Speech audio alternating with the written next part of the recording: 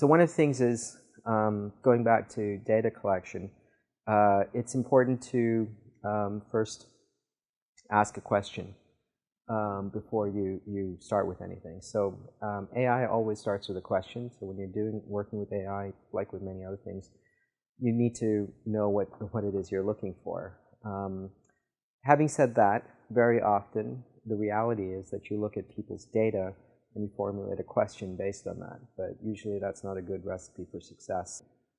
So some examples of some good questions and bad questions. So the first one is like, how do we anticipate and prevent downtime to meet customers' expectations of 24/7 global availability? That's a good question because you kind of like have elements like, well, it's partly a good question because what is downtime? You need to be able to like specify that. The question should be as accurate as possible. What does anticipate mean? What is the time horizon? What is the customer expectation? Determining all of that. But it's a good starting point. I mean, that would be a good starting point, and then you can ask questions. Who are the best possible recruits? That's a terrible question because it doesn't necessarily answer anything, but it might lead to, well, recruits for which organization? What kind of characteristics are you looking for? Like, are you looking for people who can be promoted quickly? Are you looking for people who are likely to stay longer? Those are things that you may want to identify. How do I automate responses to over 80% of customer questions that are mundane that drive up the cost of my help desk? That's actually a reasonably good question because a lot of these elements are things that you can easily determine. So you already have a target, 80% of customer questions that are mundane. Well, that's an open question, what mundane means, but and drive up the cost. So you can basically easily determine what the cost of the data center is. And then the large part is, so how do we search and characterize large media archives, reducing manual effort? It's a weak question. It's because you don't really know what you're talking about, reducing manual effort. You don't really know what search and categorize means and so on. So kind of like being able to like define that question better. However, all of these things, what they all have in common is that they're good. They're a starting point in many cases. So this would be, somebody would be asked. So this would be a kind of question that somebody really senior might ask you, and that you may want to drill into some detail with. So training data, basically there are three types of data that you typically use. Training data itself, which is the data that you're used to train your model. Validation data is something that your model never sees as part of the training process. And testing data. So testing data is data that you may see in the wild. So once you've actually built your data set, you want to test, well, does my model really work with real-world data? Because there could be a discrepancy between how the data has been presented to you. Maybe your training data has been heavily curated, and then by the time you get to the real world, your data may not necessarily have any kind of collection. You may not necessarily have any validity. So in terms of building up a training set, this is a rough proportion in terms of how much data you need to have. But one of the things to keep in mind is that you want to compare apples to apples always. So whatever you're testing on, whatever you're training on should match ultimately what you're testing on, and very often that's not the case. Very often people will build a model, and this goes back to data provenance, understanding what exactly was your training data. Because if you don't know what that is, well, I mean, or if it hasn't been specified, you have no idea whether it has any bearing on reality. And so you may think you've got an amazing model, but it could be absolutely rubbish when you put it out into the wild. So it's important to compare apples to apples. So the first step when you want to do this is to figure. So the problem with curation, if there's a heavy manual element of curation, chances are your model is not going to work.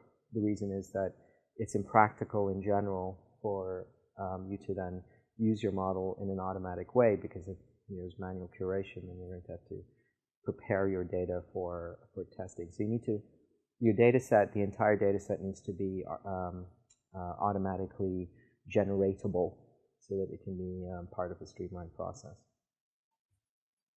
So selecting the data, okay, so the first thing is, do I have the data to answer my question? That's usually where people trip up most. Trusting the data, well, I mean, most people, that's another question you need to ask. Is it enough? Is it too much? Weirdly enough, having too much data can also screw things up a little bit. One example is it's actually too much data of a certain type. So an example would be that we had a situation with Stanford where they had a much higher collection of, in quotation marks, normal results, and a very small collection of cases where people had some sort of pathology. Well, as you can imagine, that kind of messed things up. So the model, you had to balance that. And on the other hand, if you have too small a data set, you may either get no data or no results coming in, or the quality or the accuracy of the training of the model is very low. So balancing the data is important. So you can run into some really bad problems like this. So going back to an example that we brought up yesterday with Google, what they did was they had a training set where one ethnic group was severely underrepresented. They basically created a data set based on the general population percentages. So this ethnic group represented about 10% of the population, and the other group was 90%. Well, as you might imagine, that the model itself was heavily biased towards detecting one group and not very good at detecting the other group. So even though you have a certain division of, like in the real world, there might be a lot more dogs than iguanas, but in the end result is that you should still have, in your training set, you need to balance it out so that you have the same number of iguanas as dogs, and so on and so on. Then question is like, do I need to refresh the data periodically? And then what is the refresh rate? And then also, are there anomalies in the data? Because it's possible that your model may be biased towards those anomalies and not actually learning anything useful. So if you have, for example, going back to the medical example, maybe most of the pathologies follow a certain pattern, but maybe one pathology or a couple of pathologies are really bizarre. And so because of their training set was so small, the model was had included these kind of pathologies that were more exceptional or more unusual, and that kind of made the more routine kind of pathologies harder to detect. So kind of understanding what those anomalies are. Maybe it's good to have those anomalies, but just you want to know what those anomalies are. So normally if I give you 1,000 data points, you typically what AI is doing, what most machine learning things will do is it'll split it up within that group. So have your validation, and it'll be some part of your training data.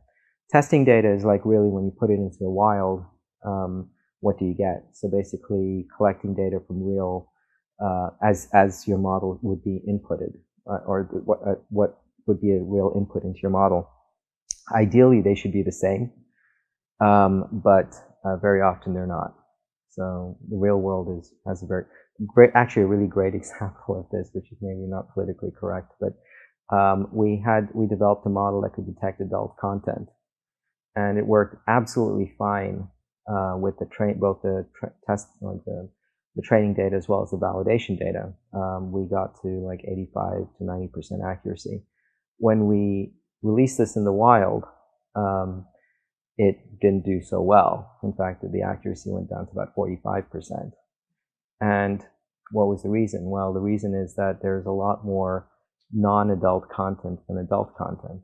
So even though the specificity and sensitivity of the model was pretty high, it turns out that in the general population, the percentages are completely off. And then the second thing is that there are different ways to fool it. So there's a lot more variety in adult content than we tested. And we actually downloaded over the course of the weekend 2 million images. which I'm sure we flagged some something somewhere. But to train the model, so and even that wasn't representative. So developing something to detect adult content is extremely hard. So those are the kind of problems. So building a training set and validating on the training set, which is typically where you start off, may not necessarily have any resemblance to the general population at large. We'll go through an example of hot dog versus not hot dog, and you can see how you can kind of how that could be badly screwed up. So in terms of so there are several steps in terms of generating. So once you have your training data, you've gone through all of these questions. You're asking, like, do I have enough? Are all of these elements in place? The next thing that you want to do is actually go through the process of building out, actually trying to prepare your data for training. And so there are several elements to this. One is kind of like formatting your data. And by formatting the data, is that the problem is that how is your data actually stored? So for example, it could be that there could be many issues. One is that there could be a proprietary format. It could be a relational database that you're looking at. It could be many different ways in which, when you're trying to collect the data, that could have an impact on how you collect it. A really great example in this case, it's if you, for example, have something in a text file, like, are you actually going to be embedded? So a good example would be with the CIFAR database, or the CIFAR examples. It's a CSV file, but the images, so CIFAR is, by the way, if you guys don't know, is one of the standard data sets for machine learning, CIFAR 10, CIFAR 100. But the data in the CIFAR 10, CIFAR 100 is stored as a base 64 string inside the CSV file. Well, that's one format, but that may not necessarily be the standard format that people use, because then you know that you'll have to transform the data into a form that can be understood. There could be some customized data things that your company has, which means that you need to standardize in some way. So there could be some formatting issues. Cleaning the data can consist of several things. One of them is to basically identify if there's any missing data. Another thing could be see if there's any redundant data. It could be just making sure that there's consistency, making sure that there's also potentially sensitive information in your data set that, for example, you may want to remove off that. Cleaning can take a long time. It's oftentimes it's one of the most time-consuming part of the entire process, is basically removing anomalies. It could be identifying, like, you may have two different elements representing the same thing, so you don't really have you have the uniqueness issue, consistency issues, all the things that we talked about impacting data quality are things that you want to do in the cleaning side. So sampling is actually an interesting problem. So sampling, so the challenge is that with machine learning, you typically, when you want to build a machine learning model, it can be extremely time-consuming. So typically, if I'm building a machine learning model with 100 different categories, it's going to be a very complex model versus a machine learning model with just 2 categories. So typically, what you may want to do is you may want to sample your data and build a model based on a sampling of that rather than on the entire data set.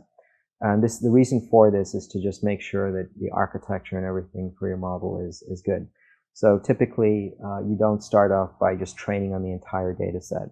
Also the same issue is that if you've got 2 million records, sure, the end result, that could be a production model, but maybe you just want to validate things early on. So you take a subset of that because the problem is that when you train a model, the way you train the model is that you have to input the data items as kind of input into your training process. And if you've got a lot of data to train on, it just is very time consuming. And so you may want to reduce the size of the amount of data used for training. But by sampling, you're not going to get the production level quality for your model, but at least you know that maybe there's a signal there that's actually worth pursuing. So an example would be that if I'm, for example, doing something in the medical world, what I might want to do is take a sampling off the data set, and if I get straight off 50%, like let's say I've got two like healthy versus unhealthy, and I'm just getting 50% probability across the board, that could be a problem with my data. It means that there may not be enough of a signal there to tell things apart, because even with a smaller data set, you should at least be able to say that it tends to, like, there should be higher than 50% probability of one or the other. If it's 50-50, then your system is just guessing at the answer, and that's not really where you want to be. Scale is basically going back to the case with, so this is almost trivial, but it's essentially comparing apples to apples. So if you have inches versus centimeters in two different databases, make sure you're speaking the same language. We can run into this. You run into this a lot. For example, with images, one question would be color versus black and white. It sounds like, how's this a scaling issue? Well, it is two different scales. Like a black and white image typically is just a value between 0 and 1, whereas a color image, you've got 3 different channels that you're looking at. So do you want to build a model that includes both black and white and color, or do you want to basically turn everything into a black and white image and then build a model based on that? So there could be considerations like that. In the medical side, maybe you want to set the standard contrast level. So determining the right scale is kind of just making sure that you're training everything on the same type of data. Decomposition of data, so this is the transformation part. So decomposition means that you get the most relevant pieces of information together. So for example, suppose I have a model where I'm looking at a specific time of day that something happens. So I want to build a model to understand what is the likelihood of something happening at 3 p.m. versus 9 p.m. And so if I have a full date, well, I don't need all of the date, I just need the time part. So it's basically decomposing that data into things that make sense for my model. Because the problem is that if I'm including all of the date, then I may not get a signal anymore, because a large part of that date is static. So the model may just try and learn the date, but not necessarily the specific time, because date is a larger chunk of the data. So decomposing it means basically reducing it. It's kind of feature engineering. So it's essentially reducing a complex set of data into a much simpler, smaller set that can be managed. Aggregation is going the other way. Maybe I don't have enough of a signal. A good example of this would be in the medical case again, where let's say I only have 5 patients with disorder X, so building a model based on that is not going to be good. So which means that looking at an aggregate, maybe the only question I can ask is healthy versus unhealthy, because I don't have enough of representations of each individual disorder. Does that make sense?